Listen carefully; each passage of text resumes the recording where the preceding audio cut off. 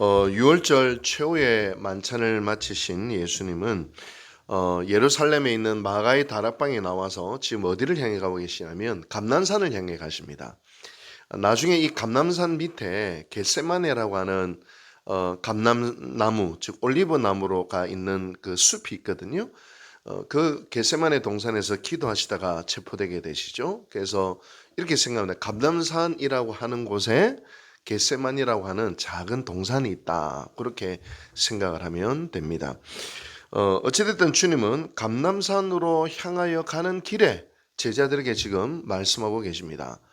뭐라고 말씀하시냐? 가룟 유다뿐만 아니라 너희들이 다 나를 배신할 거라고, 다 나를 버릴 거라고. 31절 말씀을 우리 같이 한번 더 읽어볼까요? 31절 시작. 그때 예수께서 제자들에게 이르시되 오늘 밤에 너희가 다 나를 버리리라. 기록된 바 내가 목자를 치리니 양의 떼가 흩어지리라 하였느니라. 아멘. 기록된 바 어디에 기록됐냐면 스가랴 13장 7절 9절에 바로 딱 기록되어 있다는 거예요. 그 말씀을 딱 인용하시면서 바로 너희들이 나를 버리는 것조차도 구약 성경 스가랴서에 예언된 것이다. 그렇게 이야기를 하십니다. 또한 주님은 그 곧이어서 부활도 말씀하시죠. 32절에 읽어볼까요? 시작. 그러나 내가 살아난 후에 너희보다 먼저 갈릴리로 가리라. 아멘. 복음서에 보면 주님은 십자가만 예언하신 것이 아니라 주님은 부활할 것에 대해서도 세 차례에 걸쳐서 예언을 하십니다. 그리고 부활한 후에 내가 갈릴리로 가 있겠다. 그리고 그들의 마음을 회복시키고 그들의 마음을 회복시키고 그들을 통하여서 다시 이 하나님 나라 운동을 시작할 것이다 라고 이야기를 하시죠. 그래서 요한복음에 보면 예수님이 갈릴리에 있는 고기잡이하고 있는 제자들에게 나타나시지 않습니까? 어찌됐든 지금 예수님의 말씀은 제자들에게 굉장히 충격으로 다가왔을 것입니다. 방금 전까지 제자 중에 한 사람이 나를 팔리라 라고 말씀하신 것도 지금 마음이 지금 복잡해 죽겠는데 이제 더 나아가서 너희들이 전부 다 나를 버리리라 라고 말씀하시니 제자들은 무척이나 당황스러울 것입니다. 아니나 다를까 그때 베드로가 딱 나타나서 다음과 같이 말씀하죠. 이야기를 하죠. 33절을 읽어봅니다. 시작. 베드로가 대답하여 이르되 모두 주를 버릴지라도 나는 결코 버리지 않겠나이다.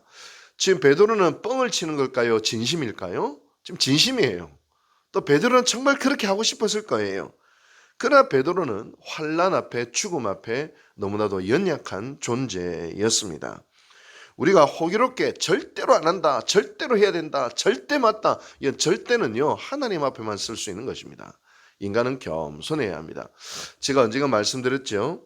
그 강원룡 목사님이라고 서울의 경동교회 아주 이게 우리 이 한국 교회 민주화 운동이나 굉장히 존경받는 목사님, 엄청 존경받는 목사님입니다. 옛날에 말씀드린 이희호 여사가 김대중 대통령하고 결혼하려고 할 때 김대중 대통령을 강원룡 목사님께 데리고 가가지고 우리 결혼해도 될까요? 라고 물어볼 정도로 아마 이 한국 기독교 역사 속에서 이 사회운동, 통일운동 여기 아주 굉장히 유명한 목사님이고 예전에 노태우 정권 때 초대 국무총리로 제안받았는데 본인이 거절했어요. 그때는 군부정권이라고 본인이 거절할 정도로 사회적으로 유명한 분이에요. 이분이 쓰신 책이 있는데 그 책에 보면 재밌는 6.25 때 일어난 일들에 대해서 이야기를 합니다. 6.25 때 서울의 큰 교회 목사님들은 전부 다 6.25가 터지자마자 서울을 사수하자, 목숨으로 서울을 지키자, 교회를 지키자, 그렇게 방송으로 설교를 하고 라디오로 설교를 하고 그렇게 주일 예배 때도 그래 설교를 했다는 거예요.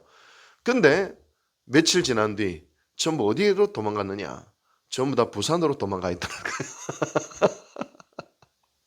근데 서울에 남아서 교회를 지키고 성도들을 지키다가 죽은 사람들은 전부 다 이름 없는 무명의 목사님들, 무명의 장로님들이 지키자, 절대로 사수하자 한 사람은 다 도망가고 아무 말도 하지 않았던 무명의 목사님들과 장로님들은 교회를 지키다가 순교를 했다라는 것입니다.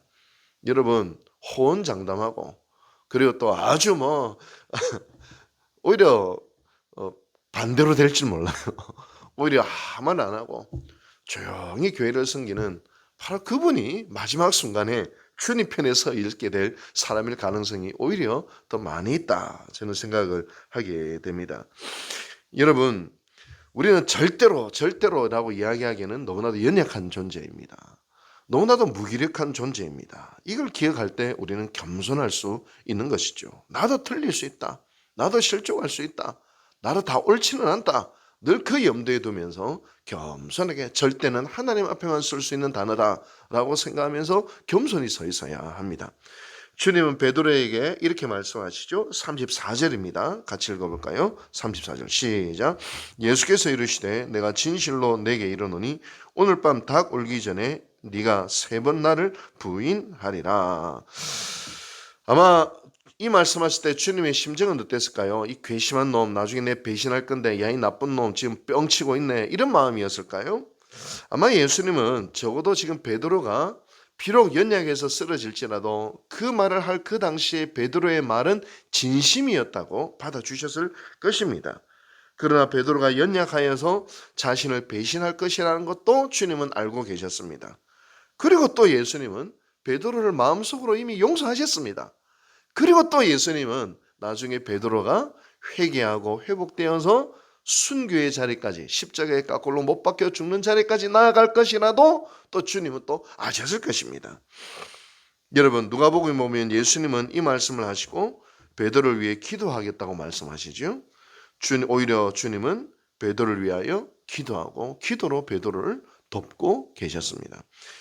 그러자 자존심이 이제 베드로가 상했어요. 그래서 35절에 또 더 강하게 말을 합니다. 35절 읽어볼까요? 시작. 베드로가 이르되 내가 주와 함께 죽을지언정 주를 부인하지 않겠나이다 하고 모든 제자도 그와 같이 말하니라. 전부 다 이제 뻥이 되고 말죠. 전부 다 공갈이 되고 맙니다. 오늘 말씀을 보면서 인간은 연약할 수밖에 없는 존재예요. 넘어질 수밖에 없는 존재예요. 그러나 한 가지 기억하세요. 예수님 안에서 그럼에도 인간은 희망과 가능성을 가질 수 있는 존재라는 사실을 기억해야 합니다. 제가 이제 신학교 다닐 때 제 후배가 하나 있었는데요. 어떤 후배였냐면, 제가 이제 부흥회를 가끔씩 다닐 때 했잖아요. 신학교 다닐 때부터 다른 교회 설교도 하러 다니고 뭐 이렇게 했는데, 그때 항상 형님 어떻게 하는지 궁금해요 하면서 맨날 저 따라다니는 애였어요.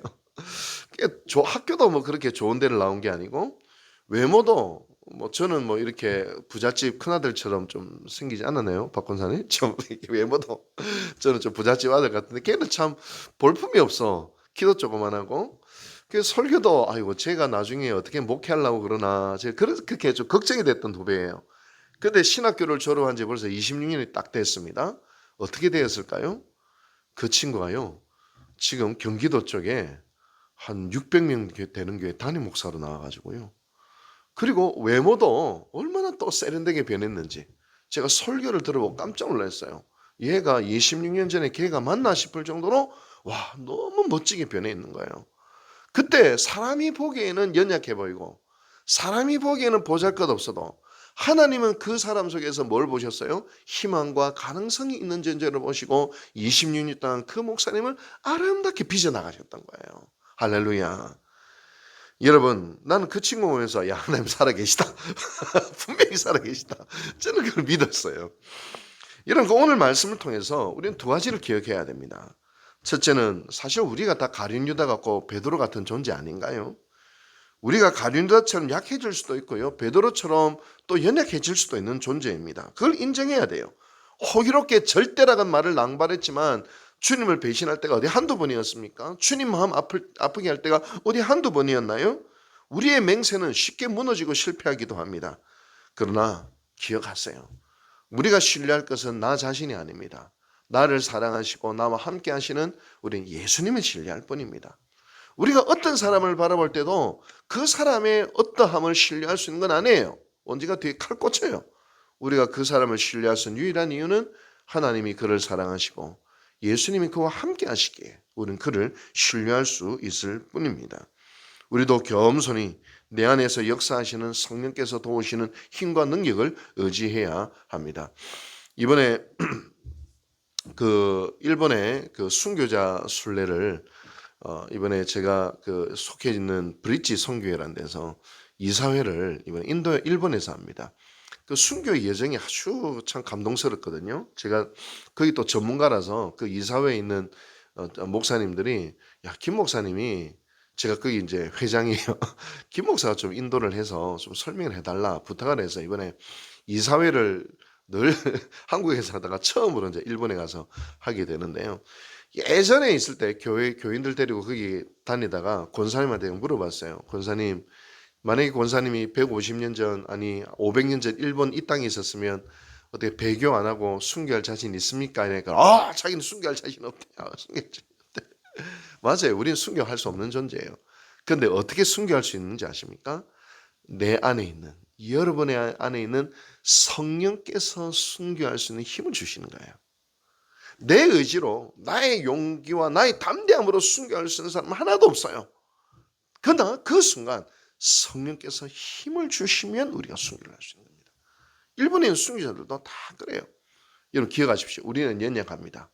그러나 우주의 창조주이신 살아 역사하시는 예수님이 우리 안에 있으므로 우리는 어떤 존재예요? 희망과 가능성의 존재임을 기억하시기 바랍니다.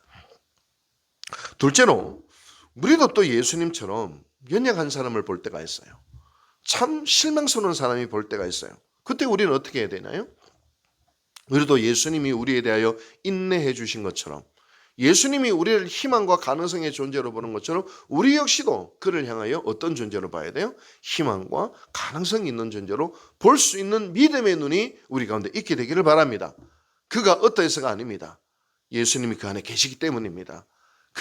예수님이 그를 사랑하시기 때문입니다. 여러분, 이 사실을 기억하면서 우리가 오늘도 희망과 가능성의 존재로 살아갈 뿐만 아니라 누구를 대하든지 그 속에 계시는 예수님으로 인하여 희망과 가능성이 있는 존재로 보아줄 수 있는 주님의 눈을 가진 자로 오늘을 살아갈 수 있게 되기를 주님의 이름으로 축복합니다. 기도하시겠습니다. 자비하신 하나님 아버지, 감사합니다. 이 새벽에도 저희를 불러주셔서 감사드립니다. 우리는 연약할 때가 많습니다. 부족할 때가 많고 넘어질 때가 많습니다.